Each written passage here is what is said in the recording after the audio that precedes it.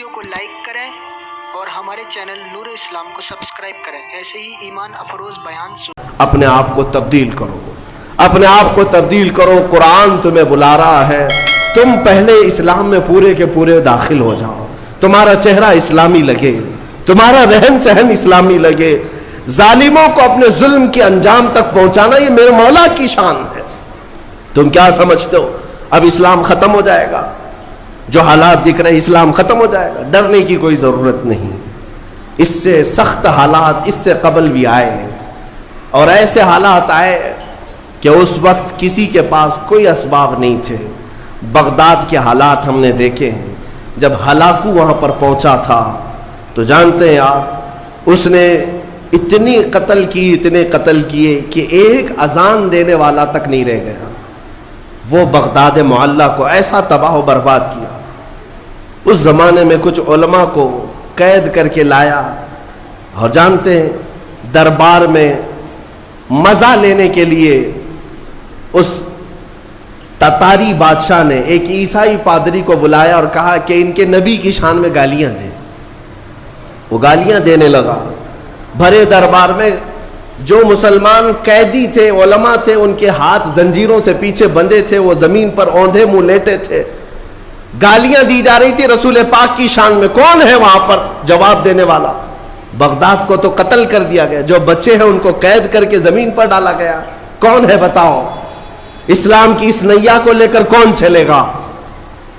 इन जालिमों की हर्जा सराई के खिलाफ कौन बोलेगा? कोई नहीं था, मैदान में कोई था ही नहीं।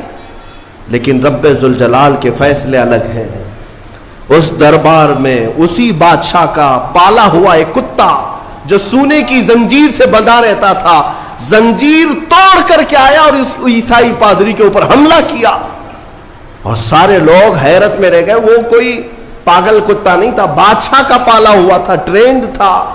हमला किया और दम सदन में उसे खत्म कर दिया।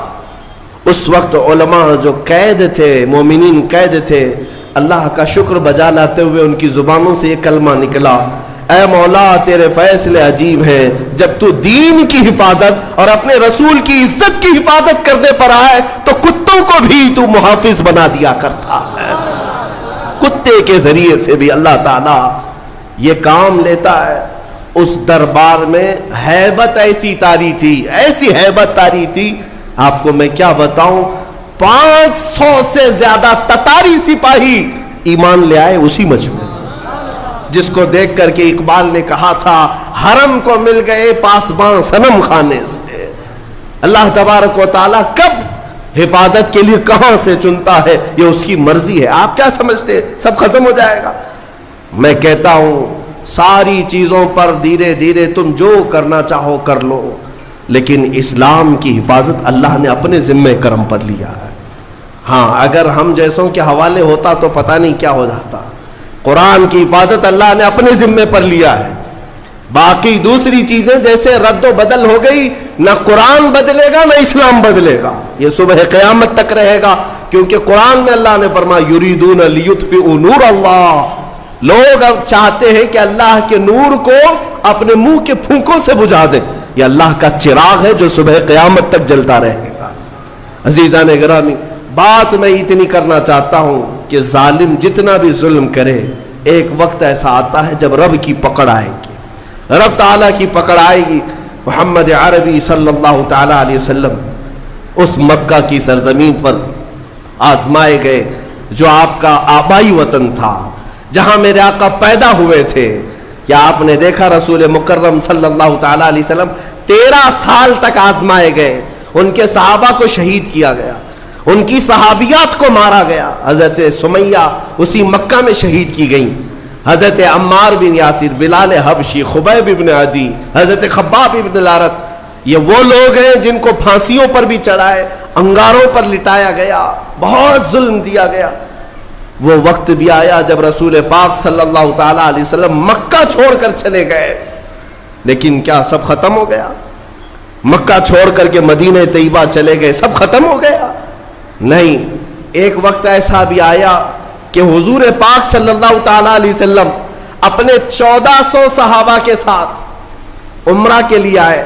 تو ان ظالموں نے عمرہ تک نہیں کرنے دیا. ساری دنیا کے لیے کعبہ کھلا رہتا تھا لیکن رسول کے لیے کعبہ نہیں کھولا گیا, نہ ہی مکہ آنے کی اجازت دی گئی. یہ صلح حدیبیہ کا موقع تھا. میں اس کی تھوڑی سی ڈیٹیل آپ کو بتا دوں, حالات کب تبدیل ہوتے ہیں اندازہ بھی نہیں کر سکو گے. 1400 صحابہ تھے اور مکہ صرف 35 کلومیٹر باقی ہے. احرام کی حالت میں ہے سب صحابہ, عمرہ کرنے کے لیے آئے, ہتھیار لے کر نہیں آئے, لیکن عمرہ کرنے نہیں دے رہے مکہ والے. بیچ راستے میں روک کر کے زور زبردستی جنگ کرنے پر ابھار رہے ہیں. مکہ والوں کا غرور تھا لڑیں گے ہم, کیونکہ جنگ بدر بھی ہو چکی تھی, احد بھی ہو چکی تھی, خندق بھی ہو چکی تھی. اس میں کبھی ان کی جیت کبھی ان کی جیت, یہ سب چلتا رہا. اب مکہ والے یہ چاہتے تھے کہ ہمارے وطن کے قریب آئے ہیں, ہم جنگ کریں گے. لیکن میرے آقا صلی اللہ علیہ وسلم فیصلہ کیا کرتے ہیں, صحابہ سے کہتے ہیں میں جنگ نہیں چاہتا, میں صلح کرنا چاہتا ہوں. ہم احرام کی حالت میں ہیں, ہم عمرہ کرنے کی غرض سے آئے ہیں. تو جب حضور نے صلح کی بات کی تو ظالم جتنا دبانا چاہتے دباتے ہیں. ان کی عادت ہے کہ اگر تم صلح کے لیے آؤ گے تو جتنا دبانا چاہتے ہیں دبا لیں گے. حضور کے پاس آ کر ایسی ایسی شرطیں رکھی جس کو بظاہر دیکھا جائے تو ایسا لگتا ہے ایک طرفہ ہے سب. کہنے لگے کہ اگر ہمارے مکہ سے مدینے کوئی آئے گا تو آپ اس کو واپس کریں گے, اور مدینے سے کوئی مکہ آئے گا تو ہم واپس نہیں کریں گے, سائن کرو اس پر. اور کئی ایسی چیزیں تھی کہ اگلے سال آپ آئیں گے بغیر ہتھیار کے آئیں گے, اور ہم جس کو پرمیشن دیں گے وہی عمرہ کرے گا. یہ سب چیزوں پر حضور پاک صلی اللہ علیہ وسلم سے صلح کرائی جا رہی. حضرت علی لکھ رہے تھے صلح نامہ. ان ظالموں نے اس بات پر بھی اعتراض کیا, محمد رسول اللہ جو لکھا ہوا تھا, حضور نے یہ لکھوایا تھا, محمد رسول اللہ اور قریش کے رئیسوں کے درمیان یہ صلح ہو رہی ہے. انہوں نے کہا ہم آپ کو اللہ کا رسول نہیں مانتے, یہ لفظ ہٹا دیجیے, صلح نامے سے یہ لفظ ہٹا دیجیے. میرے آقا صلی اللہ علیہ وسلم نے حضرت علی سے کہا علی یہ بھی مٹا دو. لوگوں کو تو ایسا لگ رہا ہے نا دب کر صلح ہو رہی ہے, دب کر.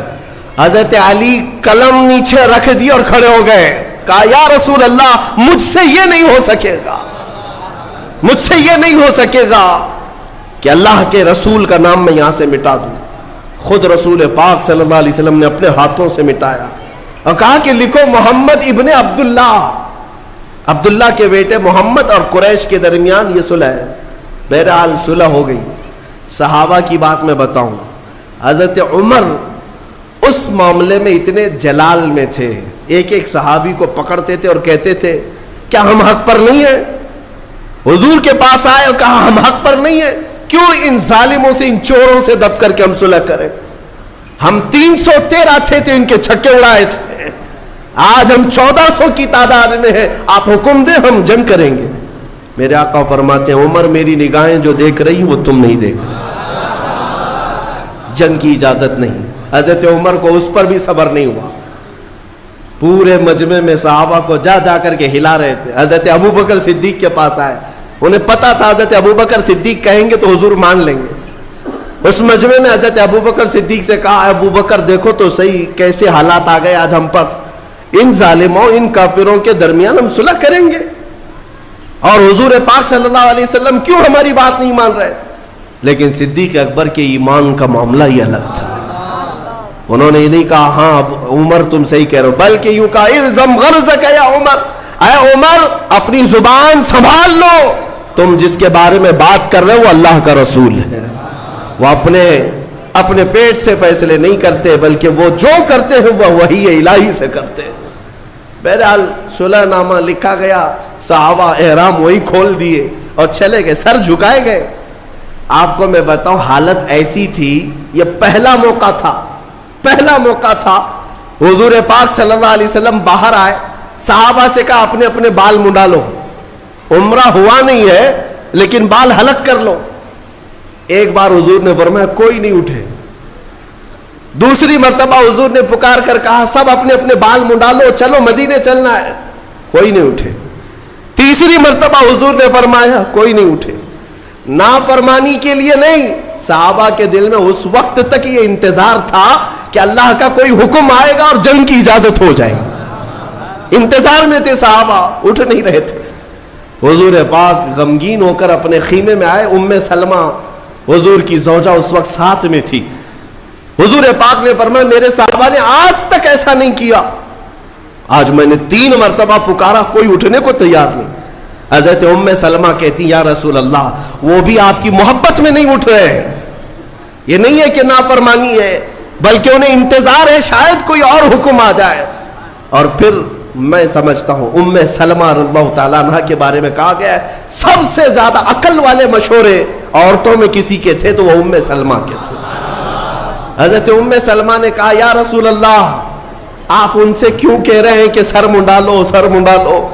یا رسول اللہ, آپ اپنے خیمے سے باہر نکلیں, آپ اپنا سر منڈا لیں, اپنا سر حلق کر لیں. حضور پاک نے ان کی بات کو تسلیم کیا اور باہر آئے. جب اپنا سر حلق کر لیا تو سارے صحابہ سمجھ گئے اب اس کے بعد کوئی حکم بدلنے والا نہیں ہے. حضور نے کر دیا, ہو گیا ختم, اب کوئی حکم بدلنے والا نہیں, سب حلق کر لیے. میں یہ بات اس لیے کہہ رہا ہوں کہ حالات ایسے بتاتے ہیں کہ ہمیں لگتا ہے کہ ہم دب گئے, ہم مر گئے, اب ہمارا کچھ نہیں ہونے والا ہے. لیکن نبوت کے اعجاز کو تم نہیں سمجھتے. واپس مدینے گئے, یہ 6 ہجری کا معاملہ تھا. 7ویں ہجری آئی, 1 سال نہیں گزرا, 1 سال نہیں گزرا. قرآن میں اللہ نے سورہ فتح جو نازل فرمائی, اللہ فرماتا ہے لقد صدق اللہ رسولہ الرؤیا بالحق لتدخلن المسجد الحرام ان شاء اللہ آمنین محلقین رؤوسکم ومقصرین لا تخافون. اللہ فرماتا ہے اللہ اپنے رسول کے خواب کو سچ کرے گا. ان قریب اللہ چاہے تو یہ سب کے سب مسجد حرم میں داخل ہوں گے, مسجد حرم میں امن کے ساتھ داخل ہوں گے. یہ آیت پہلے نازل ہوئی, 7ویں ہجری آئی, میرے آقا دوسرے سال عمرہ کے لیے نکلے. اس وقت 10,000 صحابہ ساتھ میں تھے, پچھلے سال 1400 تھے, 10,000 صحابہ ساتھ میں تھے. اور جب گئے تو مکہ کی حالات ایسے تھے کہ سب تتر بتر ہو چکے تھے, نہ کوئی ایک خاندان متحد تھا, کچھ نہیں تھا. اور حضور پاک کی شان سے آئے کہ نہ جنگ ہوئی, نہ جدال, نہ قتل و قتال, بلکہ 10,000 صحابہ شان و شوکت کے ساتھ حرم کعبہ میں داخل ہو رہے ہیں. صحابہ کا وہ اعجاز تھا کہ کوئی دیواریں چوم رہا ہے, کوئی زمین چوم رہا ہے, اور رب تعالیٰ کی بارگاہ میں شکر بجا لا رہے ہیں. کہتے ہیں اے مولا تیری قدرت کے فیصلے عجیب ہیں. یہ وہ زمین تھی جہاں ہمیں رسی ڈال کر کھینچا جاتا تھا, اور آج تو ہمیں حاکم بنا کر اس زمین پر لا رہا ہے. مولا کریم کے فیصلے الگ ہیں. جب اس حرم میں آئے میرے عزیزو, ایک وقت یہ بھی تھا, ایک وقت جب ایام جہالت کے مکہ کے قیام کے درمیان, ابھی حضور ہجرت نہیں کیے تھے, ایک دن حضور آئے تھے خانہ کعبہ میں جانے کے لیے. اس وقت وہ چابی عثمان بن شیبہ کے پاس رہتی تھی. عثمان بن شیبہ قریش کے ایک معزز آدمی تھے لیکن ایمان لائے ہوئے نہیں تھے. حضور نے فرمایا عثمان چابی دے دو, میں کعبے کے اندر جاؤں.